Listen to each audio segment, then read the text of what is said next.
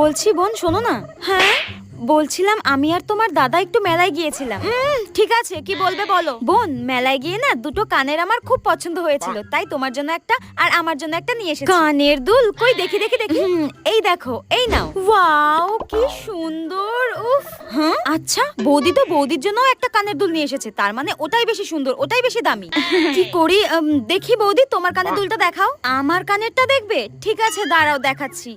এই দেখো, দেখি দেখি দেখি। ওয়াও উফ এগুলো তো কি সুন্দর গো। এই বৌদিটা না খুব শয়তান, আমি জানি। নিজের জন্য ভালো আর দামি কানের নিয়ে এসেছে আর আমার জন্য কম দামি। শোনো বৌদি, আমার এটা পছন্দ হয়নি, আমি এটাই নেব।